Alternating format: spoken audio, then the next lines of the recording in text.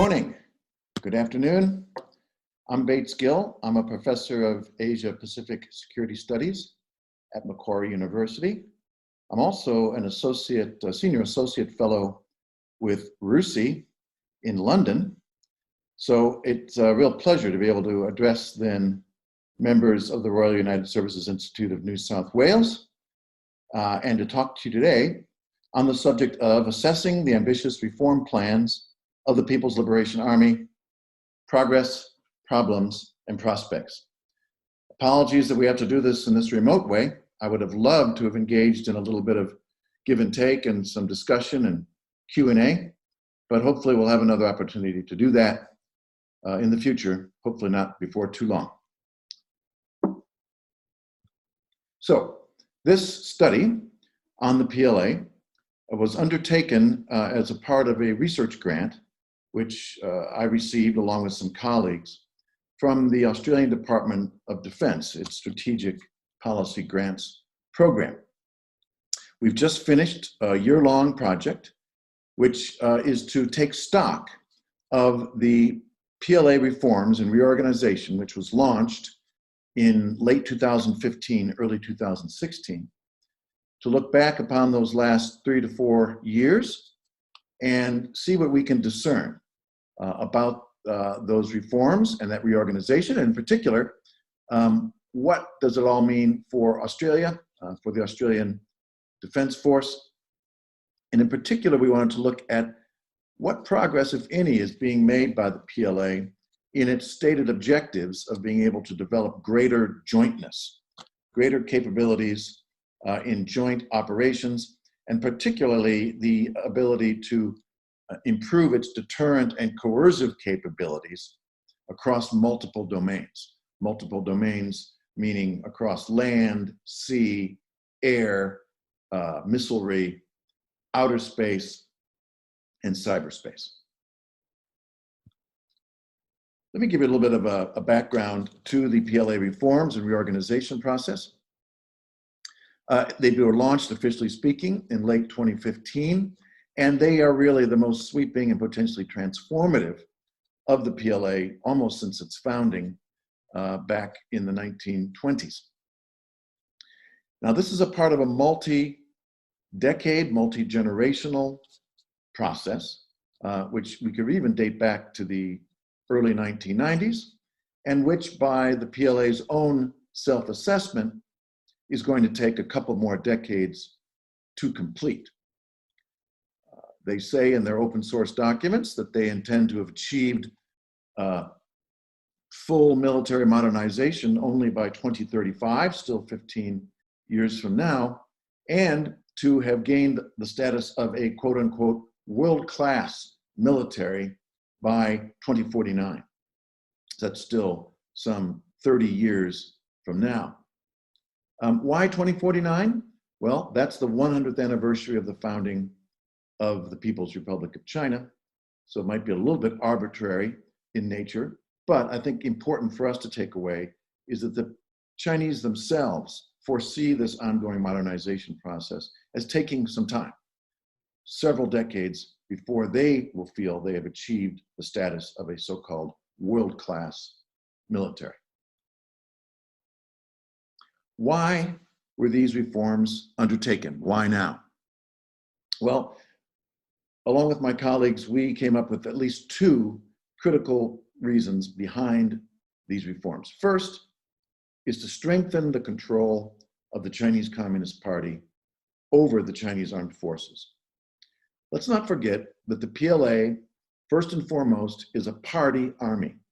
It's first and foremost loyal to the party. It is the power of the gun that it offers to protect the party, to assure its legitimacy and its survival. However, under the previous leadership before Xi Jinping, the military had become quite corrupt, had become a bit too independent of party authority. So Xi Jinping saw these reforms and reorganization as being important to reassert party leadership over the military. Secondly, and more operationally, These reforms are intended to transform the PLA from a bloated and corrupt force with little wartime experience to one that's going to be increasingly capable of deterring attack against the mainland, to asserting and protecting Chinese claims of sovereignty, such as in the South China Sea, or even towards Taiwan, and if necessary, being capable of fighting intensive and technologically sophisticated conflicts against adversaries more advanced than they are, think the United States or Japan, and doing so farther and farther away from Chinese shores.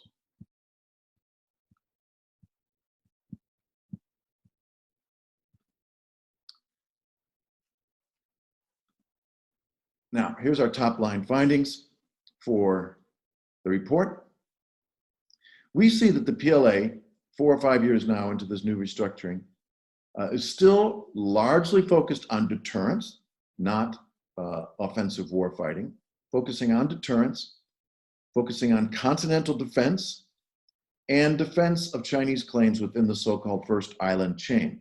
The First Island Chain is that imaginary line that runs through the Japanese home islands, down through the Ryukyus, towards Okinawa, across through Taiwan, and then through the northern parts of the Philippines and around the South China Sea. That first island chain of archipelagic states, which is a sort of an envelope, if you will, that China wishes to exert its and project its power in ways that would deter and, if necessary, defeat adversaries within that first island chain. So we see that the Army is still largely structured to that need on the maritime side, but also largely structured for continental defense and deterrence. However, over time, we can see that the organizations intend to help the PLA develop into a much more capable Navy and to be able to conduct more up-tempo and active operations beyond the first island chain in the Southwest Pacific and in the Indian Ocean over the next 5, 10, or 15 years. And it's quite clear that because of China's long-term strategic requirements, as it sees them, a need to be able to project power not only up to the first island chain, but beyond into the second island chain, into the Western Pacific, beyond the South China Sea, that clearly we're going to be watching the PLA transform itself, particularly its maritime capabilities, to be able to be more effective in prosecuting its strategic interests in that maritime sphere beyond the first island chain and into the second island chain. Now, that's the goal. We've also found in our study that PLA military leaders continue to recognize and speak openly of significant obstacles that stand in their way to achieve their goal of becoming a world-class military. We dug in deeply into the Chinese language material to see what is the PLA saying to itself. What are PLA leaders telling their own units?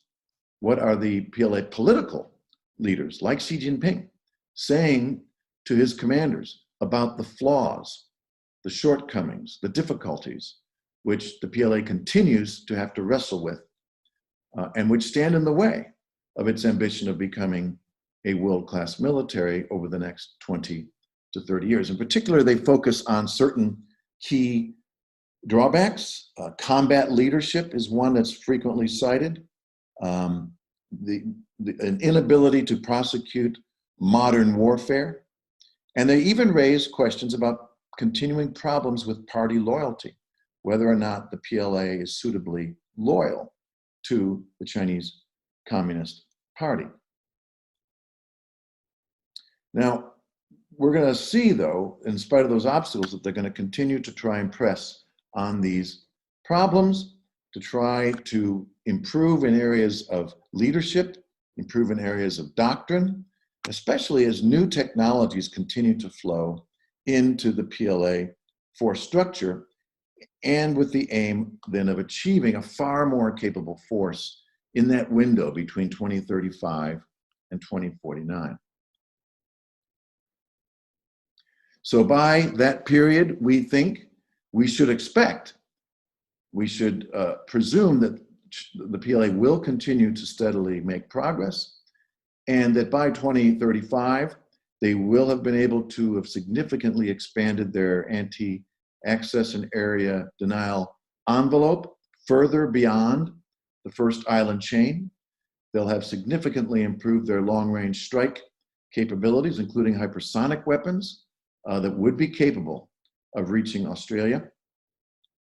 They're going to be a lot better at undersea and amphibious warfighting capabilities, precisely because their strategic requirements are going to need these capabilities within and beyond the first island chain. And I think importantly, we should see significant advances in their capabilities in military cyberspace.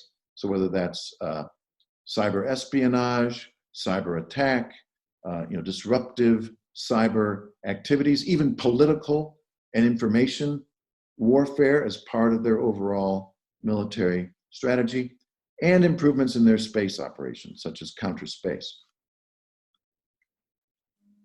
So given this 15-year time frame up to 2035, the Australian Defence Force needs to be thinking very hard about how, in cooperation with allies and friends, such as the United States, they're going to be able to operate in what's going to be a much, much higher threat environment in contingencies involving the PLA, especially within that first island chain, close in to the Chinese mainland, where I think the PLA is likely to establish quite formidable deterrent and warfighting capabilities within that area close to China. All right, so those are our top line findings of interest, I hope, to the Australian Defence Force. Here are some more specific findings we looked to on the PLA reform process itself. And here again, we note that when the PLA is talking to itself, it repeatedly points to continuing problems and weaknesses. The Chinese often express these in pithy slogans that become sort of bumper stickers, if you will, that send signals to the commanders and the units of where they need to improve. Such criticisms as the peace disease or the two incompatibles. These are criticisms of Chinese lack of wartime experience, criticism of inability to fight modern warfare, criticisms of commanders who are not themselves capable of commanding against more formidable, modernized militaries such as the United States. Just as a reminder to everyone, the PLA has not fought in battle since as far back as the middle 1980s, when they were still having border skirmishes with Vietnam at that time. So this is a military that has nearly zero military warfighting experience. And this is a problem that the PLA and its leadership surely recognizes and understand that they have to overcome it, especially through more realistic training and preparing the PLA for what they see may well be a conflict in the decades ahead.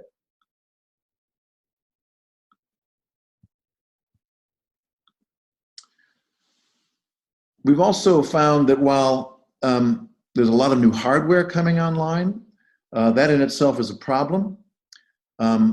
Where they need to make greater progress is not simply having new and modern weapon systems, but on the human factors, the software of being able to command and control these new technologies, having the properly trained and well-supplied crews to both operate and maintain what is an increasingly larger and larger array of complex and more modern technologies. and learning through the development of doctrine and concepts how to operate them more effectively, especially in a joint manner.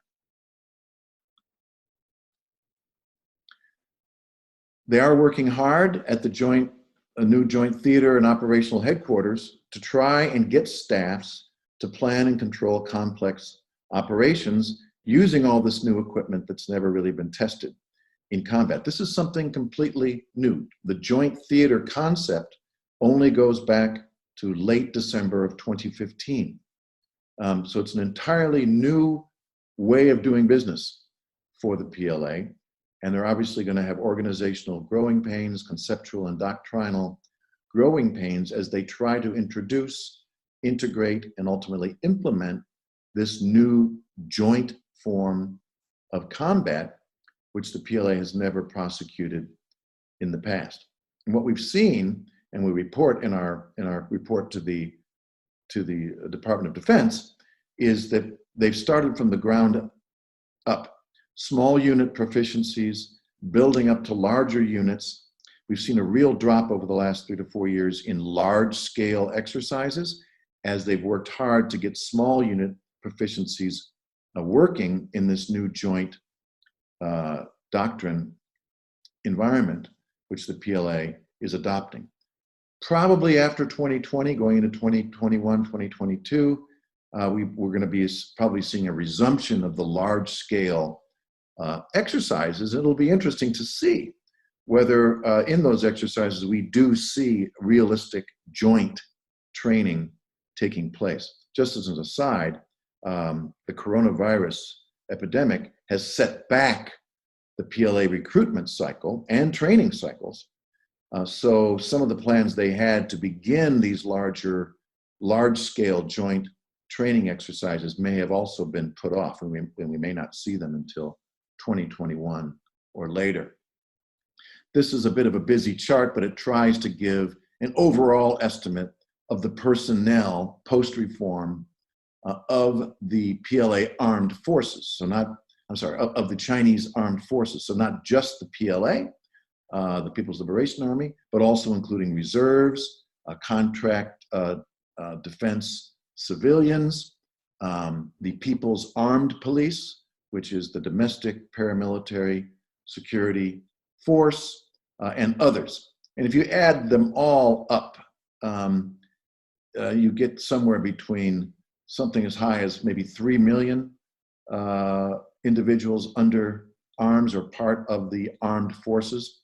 If you throw in the militia, which is another potential force which the Chinese could bring to bear, you might have upwards of 8 million or more who could be mobilized at a time of war.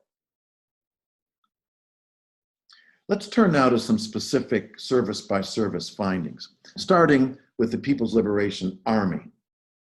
So the Army part, the land forces of the PLA. This is probably the least modern part of the PLA, and it felt the most pain, if you will, in the current reforms. They were significantly downsized in number, although they still are the largest service. So fully half of the People's Liberation Army are the Army forces, the land forces. And so this goes a long way to explaining why we still sort of see China as structured as a continental defense force. So it's undergone some pretty significant cuts, but it's still the largest service in the PLA. Very, very large percentages of conscripts in the Army, and a lot of very old equipment. They're probably going to be the slowest of the service arms of the PLA to modernize. The PLA Navy, the plan, they are getting significant new resources and gaining in strength, all a part of this very important long-term strategy of becoming a more capable maritime power, being able to project force to and beyond the first island chain. As part of the reform, the People's Liberation Army Navy Marines have been significantly expanded, but still interestingly, about 30% of the People's Liberation Army Navy is personnel that are shore-based, so coastal defense units, for example. So it's transforming to become a more effective maritime force beyond Chinese borders, but it still has a long way to go. The PLA Navy did open China's first overseas base, which is in Djibouti. It was opened in 2017, and it's largely there to support the Chinese Navy's Gulf of Aden anti-piracy operations and escort missions. The PLA Air Force is improving, but we still identify early on in the reform process continuing problems. About 30 to 40% of its fighters, fighter bombers, and bombers are legacy aircraft dating back even in some cases to the 1960s and 70s in vintage. They're moving from a homeland defense to something that's going to be more offensive in nature, but this is going to take time to build up that capability, especially as they continue to exhibit weaknesses in aerial refueling and in strategic air lift.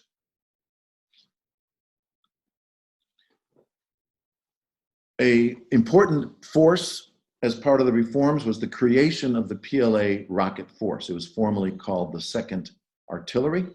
It's now been given the status of a full service arm in the PLA and renamed as the Rocket Force. This is the part of the PLA which controls both nuclear and conventional missiles, including ballistic missiles and land-based cruise missiles and some air-launched cruise missiles as well.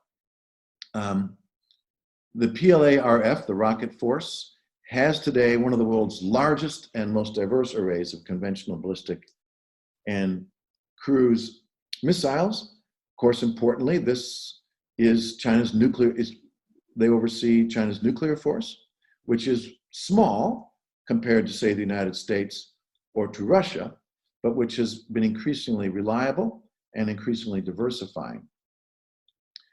We've seen over the past 10 or 15 years that its nuclear force in particular has improved greatly in terms of its mobility, its survivability, its accuracy. The United States Department of Defense has recently noted that China does indeed have a reliable second strike capability. In other words, it would be able to survive a massive first strike and be able to deliver a nuclear response. So that's put in place a pretty powerful deterrent, strategic deterrent relationship at the nuclear level between China and the United States. Now, it is the intention of the PLA to develop two other legs of a future nuclear triad. So not just missiles, but to eventually have nuclear weapons possessed by the Air Force, so strategic bombers, as well as for the Navy. China does have nuclear armed submarines, but they don't operate all that often. They're rather noisy and considered then somewhat ineffective and probably not yet capable of conducting long-range sea missions. But it is their intention with time to develop those other two legs of a strategic triad, and the rocket force that currently is in charge of China's nuclear weapons would likely have a role in assisting the Navy and the Air Force in developing that capability. Now, here's one more important part of the PLA that's brand new, recently established as part of these reforms, and in my mind is really going to be one of the most important elements of the PLA going forward. It's called the PLA Strategic Support Force. And this new body has consolidated from across different parts of the PLA, and especially from the old Army, those capabilities in cyber warfare, electronic warfare, space and information warfare capabilities, consolidating it all under one roof to provide the PLA then with improved capabilities in these areas. It basically has two missions, this new service arm. First, to provide support. So support to the other services, Army, Navy, Air Force, Rocket Force, to give them support in terms of cyber capabilities, communications capabilities, information IT capabilities to improve jointness within the PLA overall. But secondly, they have an independent mission of their own, a strategic mission in the cyber and outer space areas. So counter space mission, cyber attack, cyber espionage, political warfare and disinformation activities, cyber disruptions, and so forth.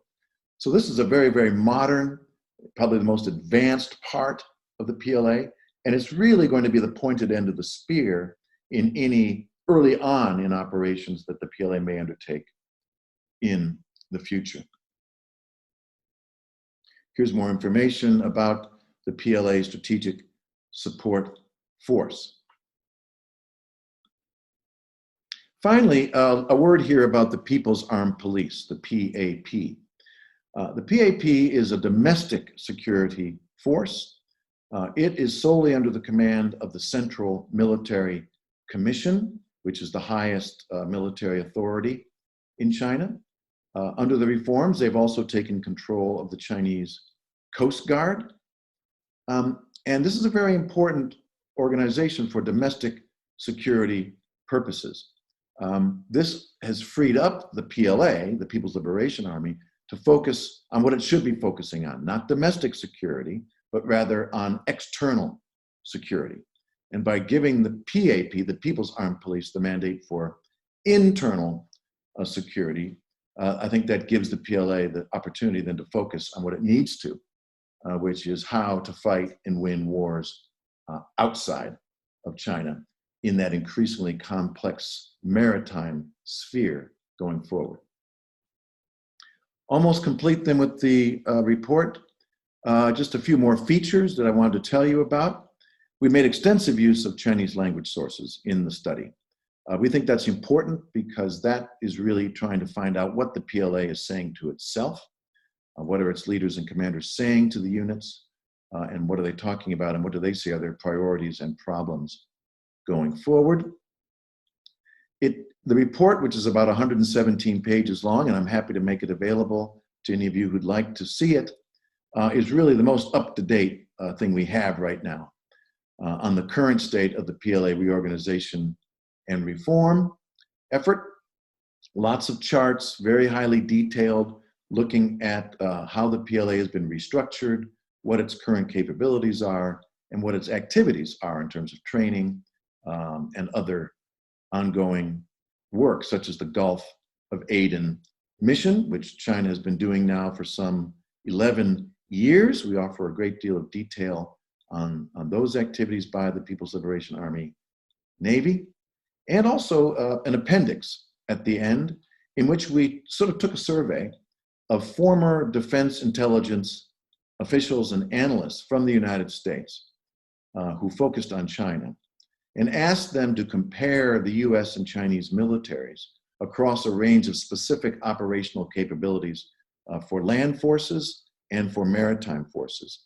And you kind of get a scorecard ranking that might give you a better idea of where we see currently where the PLA is in certain specific operational missions in comparison to the United States.